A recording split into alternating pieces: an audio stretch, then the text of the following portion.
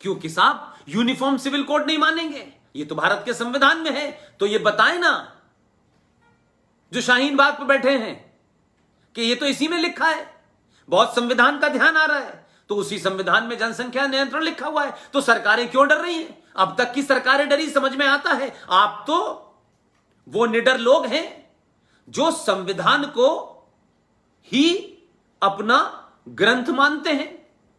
आपने तो इस संसद में पहला जीवन का चुनाव जीत के संसद की सीढ़ियों पर जब आपने माथा टेका तो आपने कहा यह मंदिर है, इसकी पवित्रता भंग नहीं होनी चाहिए। लेकिन उसी मंदिर के अंदर जो किताब है जिसे आप संविधान कहते हैं, उसकी पवित्रता फिर कैसे भंग हो रही है? अगर कुछ लोगों ने किया, कुछ ऐसे लोग आए थे न जिनका कोई मजहब था न जिनका कोई धर्म था, जो लुटेरे थे, जिन्होंने भारत को बांट बांट कर राज्य किया, आप इस मुद्दे पे नहीं आए हैं। ना आपने वादा किया है, आपने वादा किया है कि भारत, वो भारत, हजारों साल पुराना भारत, और जब आप शब्द बोलते हैं तो आप 11,000 फीट की ऊंचाई पे पहुंच के भी आपको भगवान कृष्ण का सुदर्शन चक्र याद है। आपने भारत की सनातन संस्कृति का उल्लेख करते हुए दुनिया की सबसे बड़ी विस्तारवादी ताकत को ललकारा। इसलिए मैं बार बार कहता हूं, अपने हर उद्बोधन में कहता हूं, दुनिया भारत को 1947 से नहीं जानती, दुनिया भारत को हजारों साल पुराने उस ज्ञान से जानती है, उस पुरुषार्थ से जानती है, उन ऋषि मुनियों से जानती है कि जब साइंस नहीं थी तब ऋषि मुनियों को पता चल गया था कि पर्यावरण में भी सिर्फ एक ही मात्र पेड़ है जो 24 घंटे ऑक्सीजन देता है। इसको बचाना है तो उन्होंने उसके साथ आस्था जोड़ दी कि पीपल की पूजा करनी चाहिए। पीपल की पूजा करना मात्र उसको प्रोटेक्ट करना था। लोगों को समझाना मुश्किल था कि यह साइंस है। साइंस का शब्द इस्तेमाल नहीं किया तो उन्होंने कहा, उन्होंने तुलसी को भी माना क्योंकि तुलसी भी एक साइंटिफिक पौधा है। आज हमें पता चल रहा है, हमारे ऋषि मुनियों को हजारों साल पहले पता चल गया था, तो आप तो आज उसी परंपरा से आए हैं। इसलिए 11,000 फीट की ऊंचाई पर खड़े होकर के जब आप सुदर्शन चक्र की बात करते हैं तो 3 दिन के बाद सुदर्शन चक्र का जिक्र करने से टेबल पे आके बैठ जाता है, बात करने लगता है। लेकिन ये वो दुश्मन है कि मौके की नजाकत समझ करके उसने पैर पीछे खींचे हैं। ये वो सभ्यता के लोग हैं जो 1000 साल की प्लानिंग करते हैं। लिहाजा पूरी दुनिया के ज्यादातर मुल्क आपके साथ खड़े हैं। ये मुद्दा हमेशा के लिए समाप्त करिए, तब तक बातचीत जारी रखिए। और जो कुछ आप कर रहे हैं, जिस तैयारी में आप लगे हैं, पूरी दुनिया आपके साथ खड़े होने पे मजबूर हो गई है। केसरिया हिंदू वाहिनी के लोगों, आपकी जिम्मेदारी है, आपकी विजिल है। जैसे हम बचपन में मोहल्ले में कुछ लोग मिलकर के रात में चौकीदारी करते थे, आपकी जिम्मेदारी है कि आप राष्ट्र की चौकीदारी करें। इस राष्ट्र में जो आतंक फैलाना चाहते हैं, जो मजहब के नाम पे कत्लो गारत करना चाहते हैं, ये जो रात की महफिलों में इस देश को तोड़ने की ताकतें मजबूत करते हैं, जो कॉलेज में भारत तेरे टुकड़े होंगे इंशाल्लाह इंशाल्लाह कहना चाहते हैं, जो जिन्ना वाली आजादी मांगते हैं, जो अलीगढ़ मुस्लिम विश्वविद्यालय में नारे लगाते हैं कि हिंदुओं की कब्र खुदेगी एएमयू में, जो जादवपुर में है, जो हैदराबाद में है, जो आसाम में है, जो दिल्ली में है, ऐसी ताकतों को बेनकाब करिए। शारीरिक तौर पे ताकतवर बनिए और मानसिक रूप से प्रतिकार करने की क्षमता दिखाइए। दुनिया में हजारों लोग आए हैं, हजारों चले जाएंगे। जाने के बाद उन्हीं को याद रखा जाता है जो कुछ करके जाते हैं। अपना नाम बड़ी गाड़ी खरीदने, बहुत बड़ा व्यापार करने में करोड़ों लोग हैं। किसी बिजनेसमैन का नाम आपको नहीं याद है, किसी बहुत बड़े चीफ जस्टिस का नाम आपको नहीं याद रहेगा। लोग इसको याद रखते हैं कि 1000 साल के बाद एक पराक्रमी राजा आया था, उसके लिए राष्ट्र महत्वपूर्ण था, उसने राज सत्ता का इस्तेमाल राष्ट्र को मजबूत करने में लगाया, क्योंकि इस देश में 70 सालों से राज सत्ता का इस्तेमाल राष्ट्र को कमजोर करने में लगाया जा रहा था, उसे तोड़ने में लगाया जा रहा था। पूरी ईमानदारी के साथ इन कामों को करिए। सिकंदर रिजवी, मैं आपको फिर एक बार इस बात की मुबारकबाद देता हूं कि जिस तरीके के कमेंट आ रहे हैं, मैं शायद उतना पढ़ नहीं पाता हूं, क्योंकि बोलते में उतना ध्यान मेरा वहां नहीं जाता है। केसरिया वाहिनी के देश भर में इतने सारे संगठन हैं, इतनी बड़ी गिनती में हैं, इन सब को जन जन तक बात को पहुंचाइए। और कोई आपसे यह सवाल करे कि भाई ये सब बातें आप कर तो रहे हैं, लेकिन ये कहां लिखा है, तो मैंने कोई काम ऐसा नहीं चीज बताई है जो आपके पास लिखित में ना हो। इसलिए एक नहीं कई किताबें हैं। आप कश्मीर के सिलसिले में किताब पढ़िए, Kashmir 1947 the revival version of history, Prem Shankar Jha की किताब है। किताब बहुत अच्छी है, आप पढ़ेंगे तो आपको अच्छा लगेगा। इसी तरीके से एक छोटी सी किताब है फ्यूचर पॉलिटिक्स ऑफ इंडिया, ये एनी बेसेंट ने लिखी है। एनी बेसेंट 1920 में इंडियन नेशनल कांग्रेस की शायद अध्यक्ष रही हैं, जहां तक मेरा ख्याल है। और उसके बाद में उन्होंने जो किताब लिखी 1922 में, उस किताब का नाम है फ्यूचर पॉलिटिक्स ऑफ इंडिया।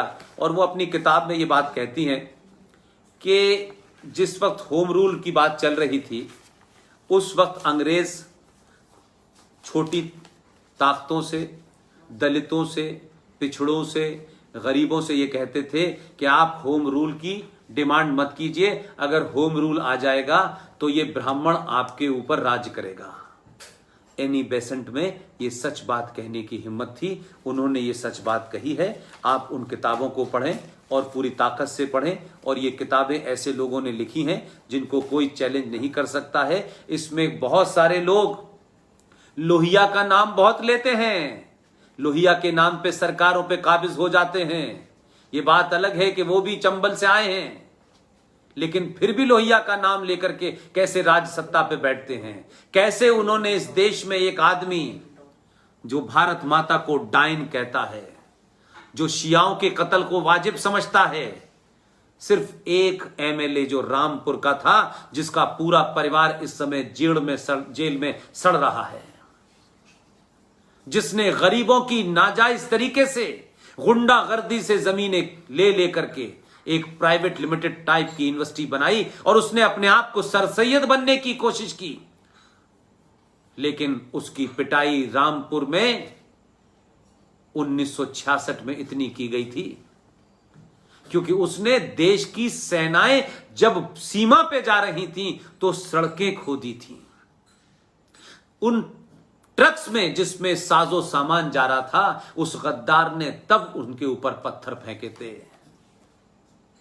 उस वक्त के डिस्ट्रिक्ट मजिस्ट्रेट, क्योंकि उस वक्त आई भी नहीं थी, उस वक्त के डिस्ट्रिक्ट मजिस्ट्रेट मिस्टर सहाय ने उसको बुरी तरह पीटा था और दिल्ली से ऑर्डर हुआ था उसको गोली मारने का। सहाय ने कहा, तू जवान लड़का है, शहर छोड़ दे। रातों रात भाग करके वो अलीगढ़ यूनिवर्सिटी में आया और फिर उसने अलीगढ़ यूनिवर्सिटी में जहर फैलाया और फिर मुलायम सिंह के साथ राजनीति की और समय समय पे ये कहा कि कारगिल का युद्ध तो सिर्फ मुसलमानों ने लड़ा था। उस खबीस ने, उस हरामुद्दहर ने, उस मरदूद ने फौज के अंदर भी बांटने की कोशिश की। लेकिन उसी ने कहा कि भारत माता डायन है। वो चंबल से आने वाले लोगों ने जो सत्ता में बैठे थे, ऐसे लोगों को प्रमोट किया। इसलिए राम मनोहर लोहिया का नाम लेने वालों से पूछिएगा कि किताब का नाम है guilty man of India's partition. ये राम मनोहर लोहिया ने लिखी है। धज्जियां उड़ाती हैं उस मक्कार जिसका नाम इस देश में कोई लेता नहीं है, और उसको बड़े महान अंदाज में बताया जाता है, ओ हो कि उस मक्कार का नाम कोई ले ले। भारत का पहला शिक्षा मंत्री जिसका नाम था सैयद गुलाम मोइनुद्दीन अहमद बिन खैरुद्दीन अल हुसैनी। आप सोचिए जरा कैसे कैसे मक्कार इस देश में है। उसी इदारे से आया था जिससे मैं आया हूं। इसलिए लोहिया के नाम लेने वालों को कहिए कि ये किताब भी पढ़ें, और ये किताब पढ़ेंगे तब उनको पता चलेगा। इसलिए उनसे कहिए कि और किताब पढ़ने के लिए उनको पढ़ें पार्टीशन बाय बैरी वाइट। मैंने एक किताब अंबेडकर की आपको बताई दी है, उस किताब का नाम है पाकिस्तान और पार्टीशन ऑफ इंडिया। एक किताब और पढ़ें, इंडिया विंस फ्रीडम, लेटेस्ट किताब है। उसमें मक्कार मौलाना आजाद की पोल खुल गई है, उसने खुद खोली है। सच्चाई लिखने की हिम्मत नहीं थी जीते जी, मरने के बाद वो 30 पन्ने जोड़ दिए गए हैं। ये ओरिएंटल पब्लिकेशन की किताब है। 1988 में इसमें केस चला, सुप्रीम कोर्ट ने बचे हुए 30 पन्नों की परमिशन दे दी है। वो किताब मार्केट में कम मिलेगी क्योंकि कांग्रेसियों की पोल खोली है, इसलिए वो किताब मार्केट में नहीं है। एक किताब है at home in India, the restatement of Indian Muslim. ये सलमान खुर्शीद की किताब है। इसका पेज नंबर 144 पढ़ लीजिए, क्योंकि अब समय उतना नहीं बचा है कि मैं किस विस्तार में जाऊं। आप उसे पढ़ेंगे तो आपको अच्छी लगेगी। बोस और Gandhi who got India her freedom, ये हमारे बुजुर्ग साथी, हमारे टीम के हिस्से, हमारी इस मुहिम के हिस्से मेजर जनरल GD बख्शी साहब ने लिखी है। इसको जरूर पढ़ें, ये अच्छी किताब है। इसी तरीके से एक किताब है Muslim League attack on Sikhs and Hindu in Punjab by Gurbachan Singh, ये गुरबचन सिंह तालिब। ये किताब भी आप पढ़ें। इन किताबों को आप पढ़ेंगे तो आप जो कुछ मैंने कहा है वो आपको मिलेगी। इसी तरीके से हमारे दोस्त की किताब है, उस किताब का नाम है कला संगम। उस किताब को लिखा है अजय देशपांडे ने। नागपुर में रहते हैं, बेहतरीन इंसान हैं, उनको कला का बहुत शौक है। इसका दूसरा कालखंड लिख रहे हैं। इसी के अंदर चैप्टर 3 में पंडित ओंकार नाथ के साथ सरदार पटेल का जो तार भेजने और उसका जवाब है, इस किताब में उसका वर्णन है। ये किताब वैसे तो इधर आपको कम मिलेगी, लेकिन आप ऑर्डर करेंगे तो किताब मिल जाएगी। इसका नाम है कला संगम खंड 1, अजय देशपांडे, हिंदुस्तानी शास्त्रीय संगीत और हिंदी का सुनहरा ताना बाना, कालखंड 1920 से 1960 की लिखी है। इसके बाद के दूसरे कालखंड को वो लिखेंगे। इसी के अंदर वो पूरी वर्णन है कि कैसे 15 अगस्त को रात के वक्त वो जब भारत की आजादी की घोषणा हो रही थी मध्यरात्रि में, तब वो वंदे मातरम पढ़ा गया। मैं समझता हूं कि अमित भाई और मृत्युंजय सिंह साहब, आप दोनों ने मुझे ये मौका दिया जिसकी वजह से मैं अपनी बात कह पाया, और मुझे लगता है कि आपके इस मौके से शायद मैं अपनी बात कहने में कामयाब रहा होगा, और शायद आपके जो लोग भी मुझे सुन रहे हैं उन्होंने मुझे मेरी बातों को समझा होगा। सिकंदर रिजवी साहब, आप जहां भी हों, आपको बहुत बहुत शुक्रिया। आपने मुझे इतने अच्छे, इतने बेहतरीन लोगों से मिलवाया, उन युवाओं से मिलवाया, क्योंकि मैं अपनी बात युवाओं से कहना चाहता हूं, क्योंकि यही कल के भारत हैं, इन्हीं को तय करना है। इनको इस उम्र में अगर हमने सच्चाई नहीं बताई तो ये सच्चाई बता के हम एहसान नहीं कर रहे, बल्कि इस धरती से जाने से पहले अपने ज़मीर को सिर्फ इतना ही साफ करके जा रहे हैं कि हमें किसी ने नहीं बताया तो हम शिकायत करते करते जिंदगी नहीं निकालना चाहते थे। हम एक आम नागरिक, एक ईमानदार नागरिक की तौर पे सच बताने के लिए आपके सामने आए थे। अब आप नए संसाधनों से जुड़े हैं, डिजिटल मीडिया से जुड़े हैं, आपके पास ताकत भी है, आपके पास समय भी है, आपके पास रेफरेंस भी है, और कोई आपको दिग्भ्रमित नहीं कर सकता।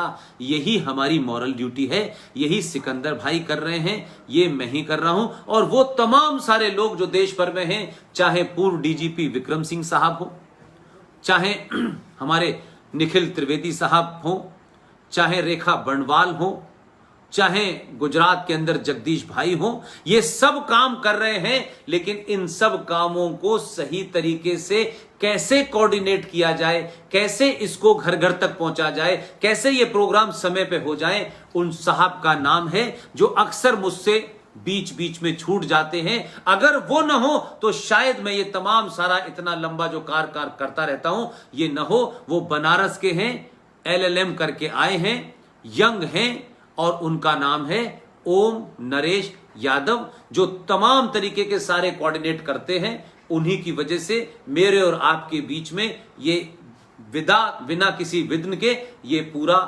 संबोधन हुआ। आप सबको एक बार फिर और केसरिया हिंदू वाहिनी के तमाम सारे लोगों को मेरा नमस्कार, धन्यवाद, थैंक यू वेरी मच, शुक्रिया।